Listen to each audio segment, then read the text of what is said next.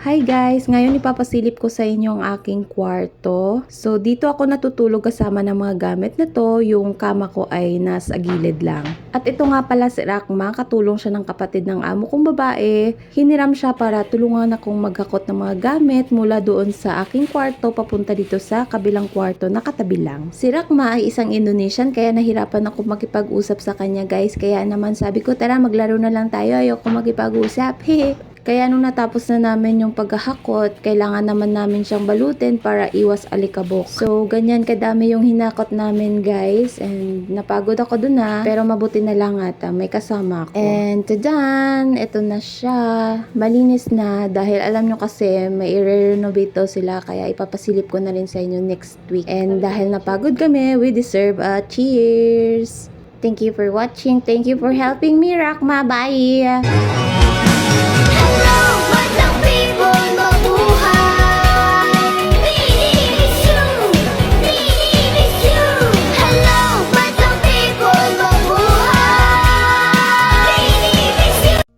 So, dahil wala akong matutulugan guys, pansamantala ako matutulog dito sa sala ng mga amo ko. Isang bakanting sala, hindi pa masyadong nagagamit. Yung kwarto ko kasi nasa rooftop, kaya under renovation. At mabuti na lang sanay tayo sa mga ganito guys dahil Girl Scout po ako. Charis! And para po sa kaalaman ng lahat, hindi po lahat ng mga katulong dito ay may kwarto, kaya magpasalamat na lang po tayo kung tayo ay nakakahiga pa sa napakagandang higaan. So, thank you again for watching!